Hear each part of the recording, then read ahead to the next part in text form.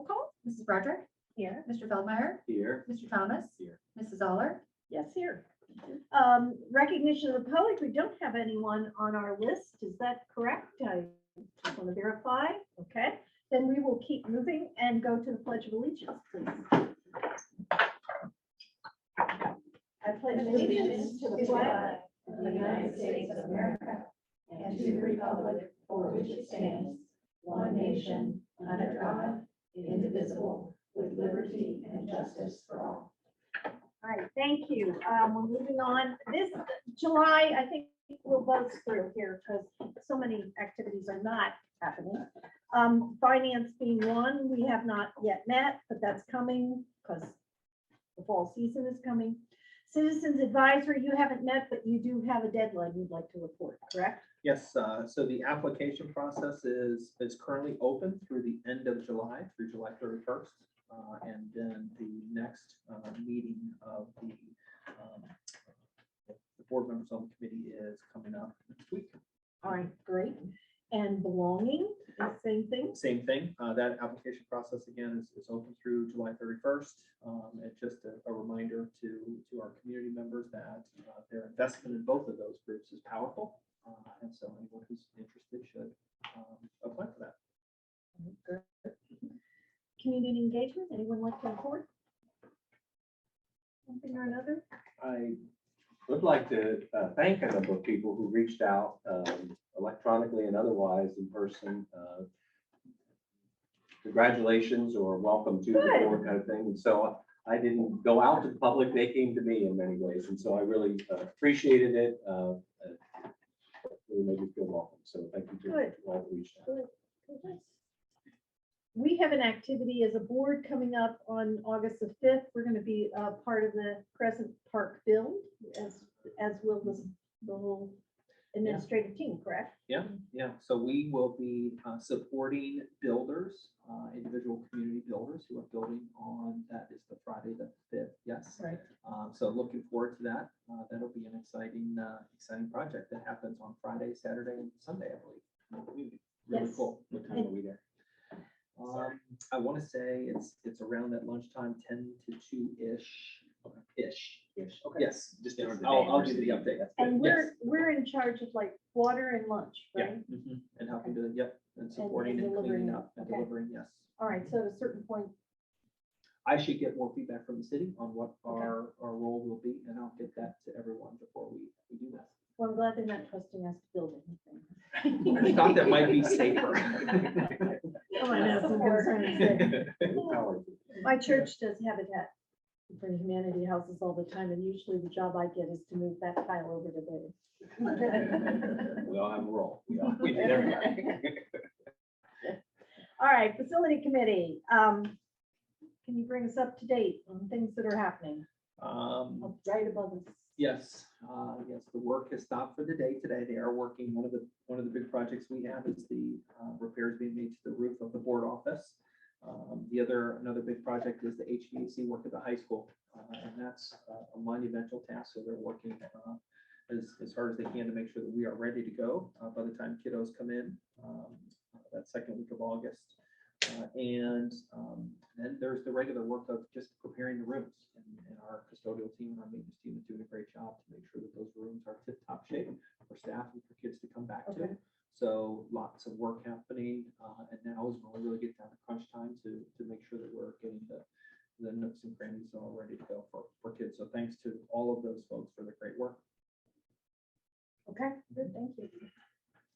Planning and goal setting, once more, hasn't met yet, but have a meeting coming up this Friday. This Friday, yes. And I think this is the year to get the strategic plan that we designed last year up and running. So that's where that will go. And policy has not met and student achievement have not met, but those will all be coming. All right, Board of Education report. There is a resolution here that is an annual resolution we put out. I don't know if either one of you want to talk about it. Actually, you want to start with the highlights of the resolution? So we do not have a formal kind of career class built into our middle school curriculum, and that is where this waiver comes up every year if you don't have that formal dedicated class. However, we do have opportunities for students to be exposed and experience career tech education. One of those is in eighth grade health. So eighth grade health, they focus on looking at careers through the lens of mental health and identity, self-identity. So, some of the stressors that come with certain careers, what it means when you're looking at yourself and self-identity and exploring through interest inventories about what a possible career could be. So that happens with all eighth graders in health because it's a given class that all take. Also in the past, from grade 7 through 12, we had Naviance, if you remember, for years, but we've actually switched to what's called SCORE, SCOIR. Predominantly more heavily used at the high school, but has middle school capabilities as well to do career interest inventories. And you can do those yearly, and those point you in directions of maybe what your strengths are, what your talents are, what your interests are. And then it also will break down kind of your academic path of courses that would be necessary to take to fall into that career path or trajectory. Additionally, all of our high school counselors, career tech, I should pause for a second. Career tech really starts 7 through 12. They don't look at career tech mainly in 5th and 6th grade, it's 7 through 12. So as you enter into that 7 through 12 trajectory, all of our counselors talk with our students about their career interest, what that would mean as far as course offerings, and try to steer them in their career planning every year, particularly at the high school, and also at the middle school. But at the high school, every time they have a yearly meeting with counselors, either yearly or bi-yearly, they bring up that 4-year plan to make sure that you're on track of that career path, and then they talk about course offerings and what you might need. Particularly that starts in 7 through 12 because that's when credit bearing classes start to come in place. When in middle school you have like our math classes or our world language, and so anytime you start accruing credits, then when we talk about career paths, because that's college, high school credit and career credit bearing. Lastly, in the spring, Dr. Quattrone shared with our ISs, our intervention specialists, both in grades 5 through 8, but also 9 through 12, some career guides. These are specifically from Scarlet Oaks about what they offer, what are some things of interest, and what, again, kind of in that capacity around so you can see them, but really what a program looks like, how it helps you, what of its relevance, kind of some statistics about all the different careers and what might be applicable. And then speaking of Scarlet Oaks, prior to COVID, students would take a tour to Scarlet Oaks to experience all of the different programs. However, because of COVID, they now come to us. And so they actually, all 8th graders experienced through, again, health classes, experienced a full repertoire of all of that Scarlet Oaks has to offer them. And so if that is of interest, then they can continue that conversation with their teacher or their counselor. When we used to take the tour, it fluctuated between everybody took it to maybe small groups take it. But again, they came here and they were here for about a week, I think, making sure that they were meeting with all of our 8th grade students, talking about the opportunities that present themselves. But I know we're investigating getting back to the tour of the facilities this year for 8th grade students. And we would look for that to be all. Like I said, in the past, it fluctuated between all and kind of targeted, and I think you get more success when it's all, because students sometimes just don't know, or families just don't know what they don't know about what they offer there. And last year, we spoke about how can we be more active in making sure that our younger students knew about the opportunities at the Oaks. And so that's when our counselors came down to the middle school. And I don't know that that's happened before or with routine, but that's something that we know we need to get in the hands of our kids early on so that they can be thinking about that before they're determining their pathway. Because once you determine your pathway, it's really hard to shift gears and do any of those opportunities. Ashley, I know you're facing this way. Our Great Oaks representative is sitting right behind you, Toya Wood. Good choice of meeting here. Thank you. In fact, do you have any questions you want to ask about what's going on here? No, I think I'm Okay, great. At the high school, there's a specific course. Is it like a course, or there's a thing you have to teach in some way or the other? So in the high school, there's not a specific course. Okay. But part of that kind of 4-year plan is every year, and they do SCORE. So SCORE, again, every grade level has an inventory, whether that's an interest inventory, whether that's career inventory that they take that gives data that then the counselors and the teachers in their homeroom use that SCORE data plus their 4-year plan to talk about what has shifted, what path seems to be consistent, has anything changed, and they talk that through in those But meetings. it's not a specific class. So then in the 7th, 8th grade, what is the thing say you have to do? You just have to have something that's. You have to have something that, yes, you have to. So if you don't have a set class, you have something that offers at least a myriad of experiences that they're exposure to. So our resolution is saying that we're not having a specific class. Correct, you not have in a seventh formal and eighth class grade. schedule. However, that does not mean we're not offering something. Does the score inventory, does that start in seventh grade health then? Or So well, currently, so Naviance started in grade 6 to 7. The first time they took it was in the Okay. spring of 6 into 7. Right now, scores is more probably that kind of 8th grade, spring to 9th grade preparation. Oh, okay. There are some possibilities that we can continue to look at for middle school to introduce into Right. score. But we have not introduced those since COVID. If you remember, we switched out of Naviance to score maybe about a year and a half prior to COVID, so it hasn't been in use quite that long. So we can certainly look at filtering that down. I'd say one of the main differences of career exploration that's different from middle school to high school is the career corrals at the high school. They have those 4 times a year. And really have made a concerted effort to make those very diverse in their offerings, not only in terms of subject, but as far as the occupations within that subject. So I think of math, sometimes students don't know what an actuary does, right? So they try to bring those kind of more, maybe, Specialized. yeah, more specialized, less popular, less heard of, to the table, and they kind of do speed dating, honestly, through the different people, and I think those are very successful, and so that's one of the big differences. But also I think that's developmental about children, being able to engage with an adult on their own, without a series of questions, so. Any other questions? Then I'm gonna ask for a motion to approve the Board of Education report. May I have a second? Second.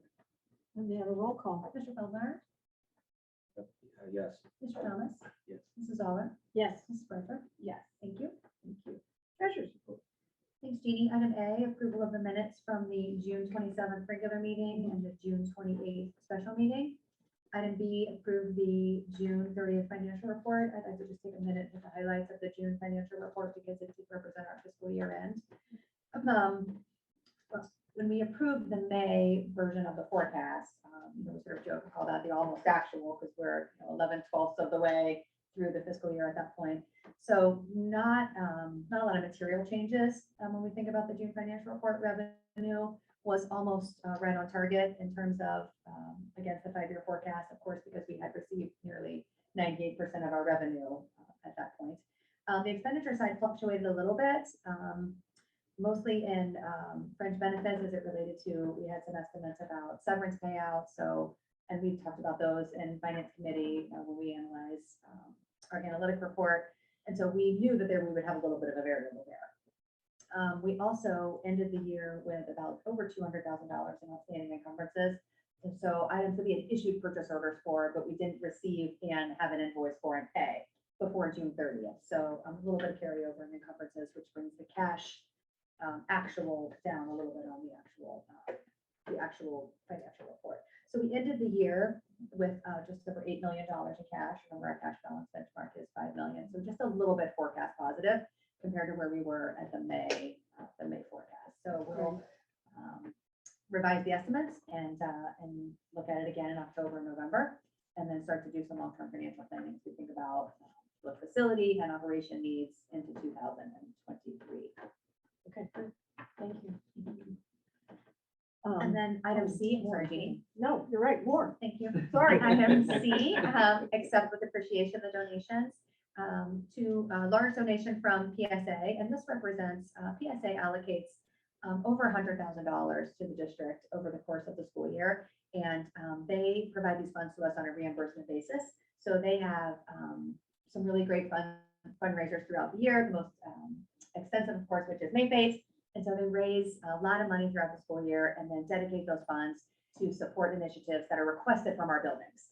So our teachers and our administrators initiate those requests. They funnel through the superintendent to PSA. PSA meets as a leadership group, and then they review those requests and approve a list of expenditures. They will do that in August, share those with the district, and then we'll work to spend those funds and get reimbursed by PSA. So when you see the donations on the agenda over the course of the school year, those are the reimbursement amounts that are being provided to us in accordance with their spending plan that they've approved as part of their budget.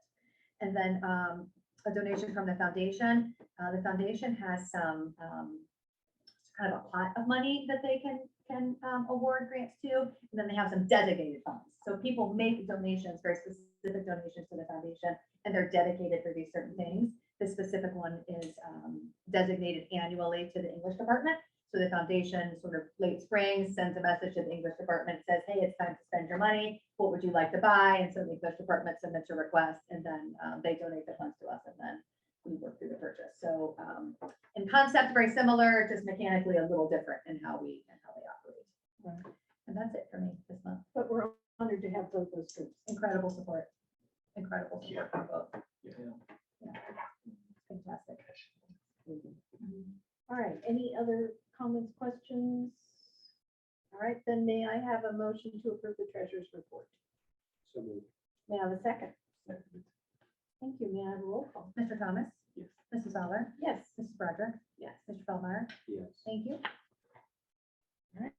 We're ready for superintendent's report. Okay, I have personnel items to share with you.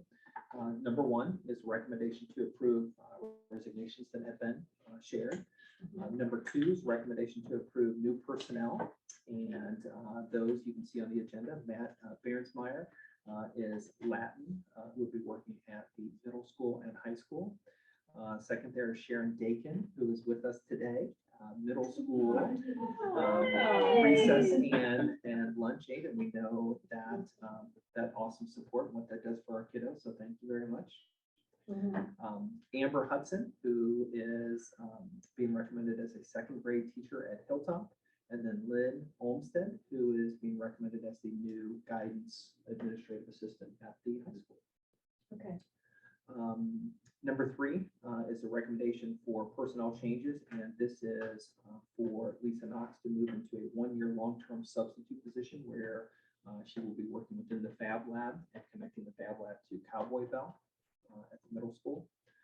Number four is recommendation to approve a summer athletic coach, and this is for tennis camp.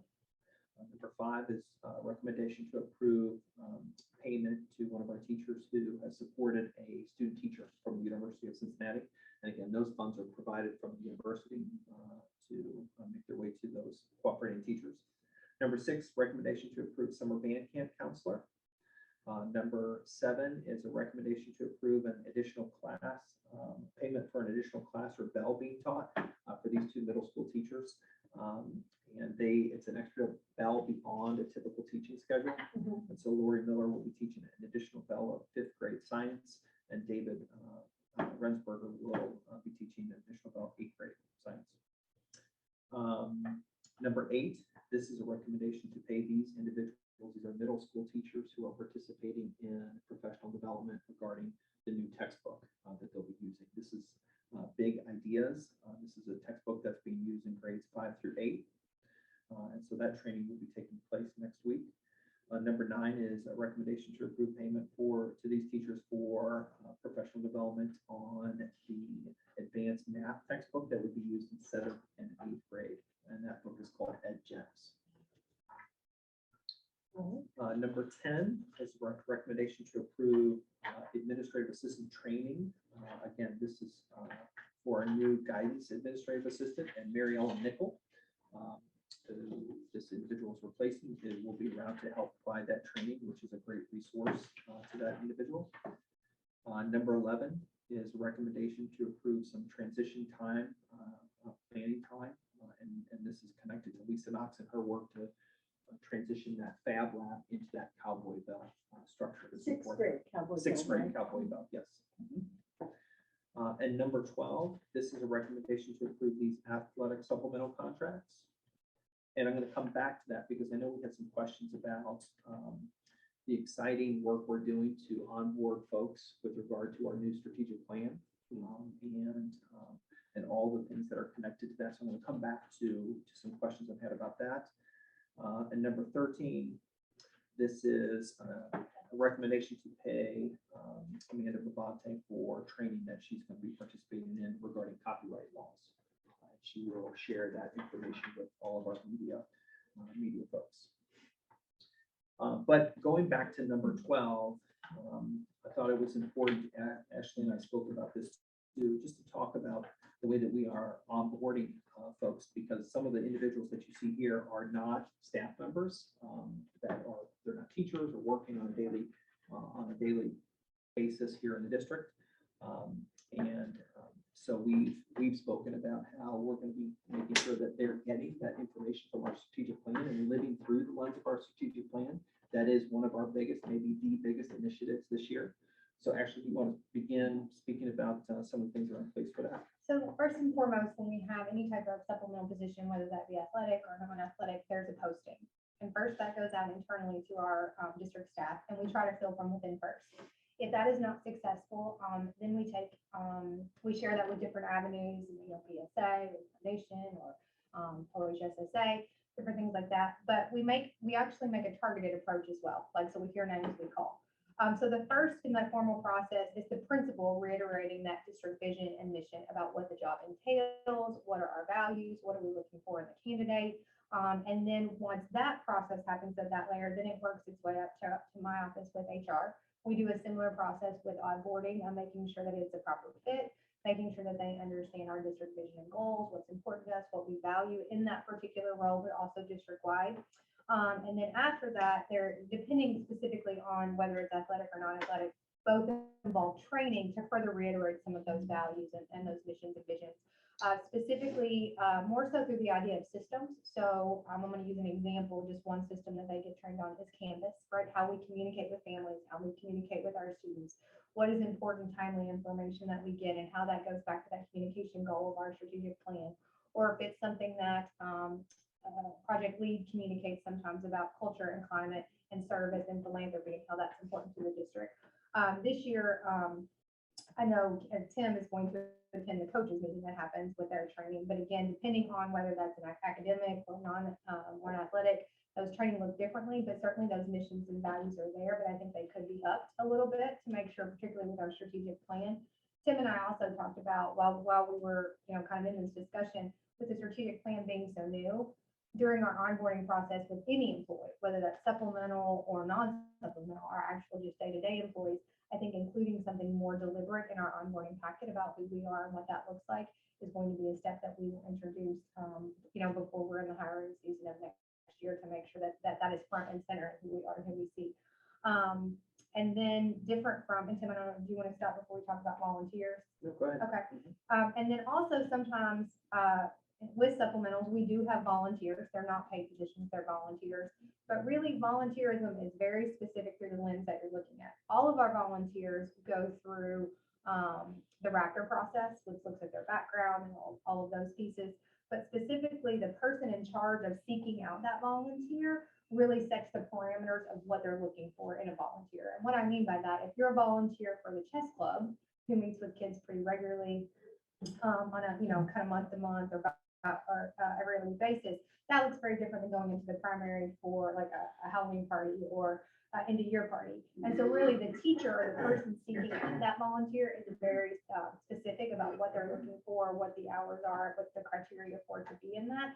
And so they can kind of control that message, and that works its way again through the person kind of leading that volunteer practice. So pretty unique in all their different aspects, but all of our volunteers are vetted through a safety standpoint of Raptor, but then also meet individually with that particular coordinator to make sure that they're the right fit. I would say this is it's a great growth opportunity for us and an exciting time where we can really talk about the mission, the vision, and the core values of our district that have been established during the strategic planning process, and connect everyone through the unique roles that they have to look through the lens of our strategic plan. And so great question and a great challenge to find ways to connect everyone, regardless of role, to that strategic plan. So that's the mission that we have for the school year. Will you do that also with the people who work with drama and other kind of, sports people? When you were talking about it, I was thinking how important that you've had thought to ensure these people are connected in a way. And honestly, some of the interactions that you have in those spaces, it's outside the school day thing where you're kind of in this, they're teaching the thing. And coaches and people who are around, and they have so much impact, on kids. And so them understanding what we're trying to be, but also as specifically as possible, we're asking you to lead and be in this way. You know what I mean? It's just incredibly powerful. So thank you for considering that beyond just what we do with the teachers and people in the building. And I think we've been very deliberate, I would say, in the last 3 to 4 years about being more inclusive with our supplementals. For a time, supplementals were they were an extra, And we have made sure to make sure that they understand systems, and not only values and mission, but also systems. We forget that when you're communicating with children, there's a way to do that and a platform to do that. Rhonda and I recently talked about for supplementals, like in August, we want to pull them all together and just walk them through the requisition and the purchase order process. You can't take for granted that somebody knows those things, to make sure that we vet them not only in our systems, but in our values and our vision. I think that's a very scaffolded approach. And the more that we can make sure they understand the vision, all those systems kind of fall into place. And that's true, especially as you're talking about supplementals, but volunteers within that, because they change a lot more frequently than teachers do. And I think that's how, honestly, I think that's how you maintain volunteers and supplemental positions, is when you feel like you are invested and you understand the people and the folks that you work for and what they stand for. I think people get a sense of trust and value in that, and they continue to stay. But also, I think you'll see, particularly when you see non-athletic supplementals in the month of August, when you have, like, we just recently had somebody who had done a supplemental for, I don't know, 15, 20 years. When that person retires and you're bringing in a very brand new person, you have to make sure to set them up for success about what that program represents, and what that vision represents. And otherwise you have confusion, and that creates angst amongst all people involved. Oh, go ahead, John. You're fine. I was just gonna say, just really thinking about as kids get 7th grade and beyond, sometimes, you know, like Aaliyah said, they have so much impact. You're spending more and more time with these people, and like Aaliyah said, they do have so much impact, and to know that we value the place that, you know, the part of the pillar of the strategic plan that they hold, I think is great. So thank you for doing that. Yeah, I think what we will need to do is be intentional, look at if it's quarterly or I say season, but the season goes beyond athletics at different points in the year to re-engage people who have maybe not been able to be part of that conversation, and to see the power of that strategic plan and the work that they're doing to support it.